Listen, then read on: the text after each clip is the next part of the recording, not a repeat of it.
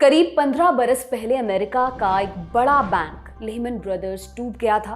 इसके बाद दुनिया मंदी के भंवर में फंसती चली गई थी और इसे 21वीं सदी का सबसे बड़ा आर्थिक संकट माना गया।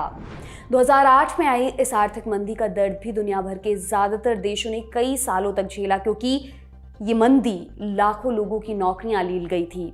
शेयर बाजारों में भी आई सुनामी के चलते निवेशकों को अरबों का फटका लगा था। लेकिन आप सोच रहे होंगे कि 15 साल पुरानी ये कहानी हम आज आपको सुना क्यों रहे हैं। दरअसल हफ्ते भर से कम समय में अमेरिका के दो बड़े बैंक्स डूब गए हैं। आज के खर्चा पानी में इन्हीं बैंकों के बारे में हम विस्तार से बात करेंगे, जानेंगे कि इन बैंकों का नाम क्या है, इन बैंकों के डूबने का पूरा सच क्या है। इसके अलावा ये भी जानेंगे कि क्या 2008 की तरह दुनिया फिर से मंदी के गर्त में फंसने वाली है और इस सब का भारत पर क्या असर पड़ने वाला है। नमस्कार, मेरा नाम है दिव्यांशी सुमराव और आप देख रहे हैं खर्चा पानी। अमेरिका के प्रमुख बैंकों में से एक सिलिकॉन वैली बैंक डूब गया है। 10 मार्च को बैंक की सभी संपत्तियों को अमेरिकी रेगुलेटर ने अपने नियंत्रण में ले लिया है। सिलिकॉन वैली बैंक ने रेगुलेटरी फाइलिंग में बताया कि उसका कैश बैलेंस नेगेटिव हो गया है। इसका मतलब ये है कि बैंक के पास जितने पैसे बचे हैं उससे ज्यादा उस पर कर्ज है। अब सबसे पहले जानते हैं कि सिलिकॉन वैली बैंक डूबने की पूरी कहानी क्या है। दरअसल सिलिकॉन वैली बैंक का मेन काम दुनिया भर के स्टार्टअप्स को फंड करने का था। इस बैंक ने अपना अधिकतर निवेश यूएस बॉन्ड्स में किया था। अमेरिका के केंद्रीय बैंक फेडरल रिजर्व बैंक की ओर से ब्याज दर बढ़ाने के कारण बॉन्ड्स की वैल्यू घट गई। दूसरी तरफ महंगाई बढ़ने और अन्य कारणों से स्टार्टअप की फंडिंग में कमी आने लगी और इस वजह से जिन लोगों का पैसा इस बैंक में जमा था वे लोग अपना पैसा निकालने लगे। इसके चलते सिलिकॉन वैली बैंक को सभी ग्राहकों को भुगतान करने के लिए अपने बॉन्ड्स को नुकसान में बेचना पड़ा। बैंक ने बताया कि उसने 1,72,588 करोड़ रुपए कीमत के बॉन्ड बेच दिए हैं, जिससे उसे करीब 10,000 करोड़ रुपए का नुकसान हुआ है। इसके अलावा बैंक के कस्टमर्स ने करीब 3.5 लाख करोड़ रुपए निकाल लिए। सिलिकॉन वैली बैंक की शुरुआत 1983 में हुई थी। साल 2022 के अंत में इस बैंक की कुल संपत्ति करीब 17 लाख करोड़ रुपए के आसपास थी।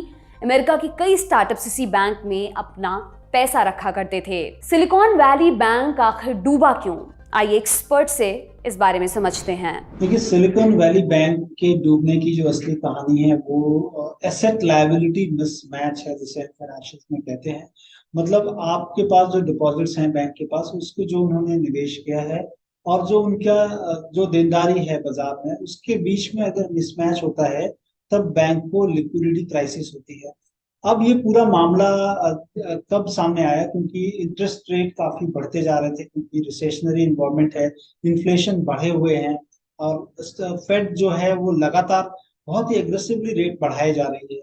रेट बढ़ाने के समय क्या होता है कि जब भी आप डेट में किसी भी इंस्ट्रूमेंट में, जो कि एक लिस्टेड इंस्ट्रूमेंट होता है, अगर आप वहां निवेश करते हैं तो आपका जो वो निवेश है उसकी करंट मार्केट प्राइस में जो है गिरावट देखने को मिलती है। क्योंकि मौजूदा जो इंटरेस्ट रेट होते हैं वो जब बढ़ जाते हैं तो जो प्रीवियस कम इंटरेस्ट रेट वाले इंस्ट्रूमेंट होते हैं उसका दाम कम हो जाता है, क्योंकि यील्ड को मैच करना पड़ता है।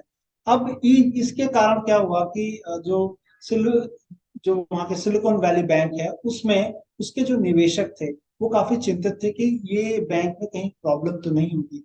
और दूसरी चीज, ये जो बैंक है वो स्टार्टअप कल्चर को काफी ज्यादा फंडिंग करती है। वहाँ के टेक स्टार्टअप हैं या कह लें कि मेडिकल स्टार्टअप हैं, उनको मानते हैं ऐसा कि 50% से ज्यादा फंडिंग ये बैंक करती थी। अब हुआ क्या कि रिसेशनरी इन्वायरमेंट में जितने भी छोटी कंपनियां होती हैं उनको काफी दिक्कतें आती हैं फंड रेज करने के लिए। तो जितने भी स्टार्टअप थे वो फंड रेज नहीं कर पा रहे थे, क्योंकि रिसेशनरी इन्वायरमेंट है, आईपीओ नहीं ले पा रहे हैं, बैंक से उधार नहीं ले पा रहे हैं और ये थोड़े रिस्कियर एसेट होते हैं। तो इसमें पैसा लगाना मुश्किल होता है, तो निवेशक मिलते नहीं है। अब इनके जो भी जमा पूंजी थी बैंकों में जमा थी, उसको ये बोला नहीं, अब मेरे बिजनेस में वांदा पड़ रहा है तो आप मेरे को पैसे दो। अब वो जो बैंकों में पैसे दिए थे उन्होंने लंबी अवधि के लिए निवेश किए थे यूएस ट्रेजरी में या मॉर्गेज बैक सिक्योरिटी जिसे हम कहते हैं वहां पर। अब किसी भी बैंक के पास अगर उनके डिपॉजिटर्स पैसा मांगने और एक मुश्त ज्यादा लोग पैसा मांगने चले जाएं और उनका निवेश लंबी अवधि में किसी प्रोजेक्ट में या कहीं दिया हो, तो उनके लिए एक लिक्विडिटी क्राइसिस हो जाता है। और यही चीज यूएस के बैंकों में देखने को मिली है, जो छोटे मझोले बैंक हैं वहां पर। सिलिकॉन वैली बैंक डूबने के बाद खबर आई है कि अमेरिका के एक और बैंक पर वहां के रेगुलेटर्स ने ताला जड़ दिया है। मीडिया रिपोर्ट्स के मुताबिक न्यूयॉर्क स्थित अमेरिका का प्रसिद्ध सिग्नेचर बैंक भी फेल हो गया है। हफ्ते भर के भीतर दो बड़े बैंकों का बिखर जाना इसे आर्थिक मंदी की शुरुआत के तौर पर देखा जा रहा है, क्योंकि 2008 की मंदी भी बैंक के क्रैश होने के बाद ही देखने को मिली थी। न्यूयॉर्क के वित्तीय सेवा विभाग के मुताबिक 31 दिसंबर 2022 तक सिग्नेचर बैंक की कुल संपत्ति 9.65 लाख करोड़ रुपए और कुल जमा राशि करीब 6.78 लाख करोड़ रुपए थी। एक्सपर्ट्स समझते हैं कि मौजूदा बैंकिंग क्राइसिस क्या 2008 की आर्थिक मंदी को दोहराएगा। देखिए, 2008 की क्राइसिस जैसी हालत तो नहीं लगती है, क्योंकि एक चीज अगर देखी जाए, वहां पर उन्होंने एक बबल में इन्वेस्ट किया था और वो बबल बस्ट हो गया। इसके बाद मतलब वो पैसे पूरे खत्म हो गए। यहाँ पर वो चीजें नहीं है। अगर रेगुलेटर्स मिल जाते हैं, इनको लिक्विडिटी की सहायता मिल जाती है और समय मिलता है, तो मुझे लगता है कि इतना बड़ा लॉस नहीं होगा। और यही कारण है कि यूएस के जो रेगुलेटर्स, बैंकिंग रेगुलेटर्स हैं, वो त्वरित कार्रवाई करके इन बैंकों को जो है बचाने की कोशिश कर रहे हैं। और इस फहरिस्त में अब देखेंगे आप, तकरीबन जो है 3-4 बैंकें आ चुकी हैं। और आज के ही सेशन में अगर देखा जाए, ट्रेडिंग सेशन में, तो जो फर्स्ट रिपब्लिक बैंक है वहां भी 60% की गिरावट देखने को मिली है प्री ट्रेडिंग में। तो ये चीजें थोड़ी सी कंटेजियन होते जा रहा है, इसका इफेक्ट और भी बैंकों में पड़ते जा रहा है, क्योंकि निवेशक या डिपॉजिटर्स हैं वो चिंतित हैं और पैसा मांगने के लिए चले जा रहे हैं।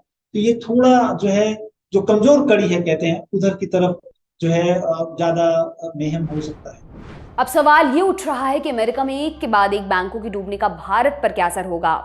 स्टार्टअप्स के बारे में आंकड़े जुटाने वाली फर्म ट्रैक्सन डेटा के अनुसार सिलिकॉन वैली बैंक ने भारत में करीब 21 स्टार्टअप्स में निवेश कर रखा है। एसवीबी का भारत में सबसे बड़ा निवेश SaaS यूनिकॉर्न आइसर्टिस में है।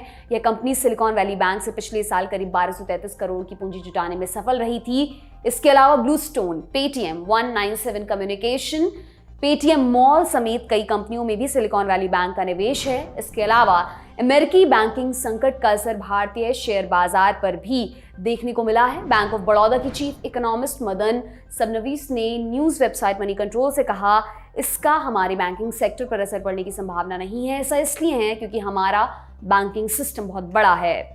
इस बारे में भी हमने एक्सपर्ट से बात की, आइए उनको सुनते हैं। ये जो सारी चीजें हैं, फाइनेंशियल मार्केट कहते हैं, ग्लोबल विलेज में रहते हैं। और फाइनेंशियल मार्केट्स में जब फंड का कहीं क्राइसिस है, तो इसका मतलब है कि वो लिक्विडिटी का इफेक्ट सारे मार्केट्स में होगा। क्योंकि अब भारत में भी निवेश शायद आना बंद हो, हमारे स्टार्टअप कल्चर में भी वहां के लोग काफी ज्यादा निवेश करते हैं, तो वो फंड भी नहीं आए तो एक डिफिकल्ट प्रिपोजिशन होगा एटलीस्ट स्टार्टअप के लिए। और उसमें जो बैंकें होंगी, थोड़ी फंड किया होगा उनके लिए हो सकता है। लेकिन हमारी बैंकें कहने की यूएस से वेल कैपिटलाइज्ड बैंकें हैं, और 2008 की क्राइसिस में भी हमारी बैंकों को कुछ नहीं हुआ था, क्योंकि हमारी बैंकें चुस्त दुरुस्त थी। हाँ, जरूर ऐसा होता है कि जब फाइनेंशियल क्राइसिस यूएस में आएगी तो वहां का इन्वेस्टमेंट आना बंद हो जाएगा, और उस फियरफुल जो है माहौल में पूरे फाइनेंशियल मार्केट, शेयर मार्केट दुनिया के गिरते हैं, क्योंकि लिवाल कोई मतलब जो खरीदने वाला है वो नहीं रहता है। उसकी नदारत की स्थिति में औने पौने दाम पे लोग अपने अपने जो एसेट्स या अपने इक्विटी शेयर्स बेचते हैं, तो बाजार गिर जाते हैं। तो एक नॉर्मल फिनोमेना है, सेंटिमेंट है, जो कि नेगेटिव सेंटिमेंट बना हुआ है। इसके कारण हो सकता है कि मार्केट गिर जाए, लेकिन हमारे यहाँ कोई फाइनेंशियल क्राइसिस होगी इसका अंदेशा मुझे नहीं। ये था आज का खर्चा पानी दोस्तों। ये बुलेटिन आपके लिए लिखा था हमारे साथी प्रदीप यादव ने। आप अपनी राय यहाँ कमेंट बॉक्स में जरूर दें।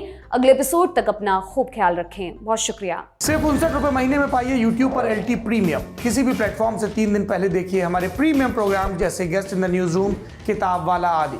इसके अलावा बहुत कुछ। सब्सक्राइब करने के लिए ललन टॉप के YouTube चैनल पर जाकर क्लिक करें ज्वाइन बटन।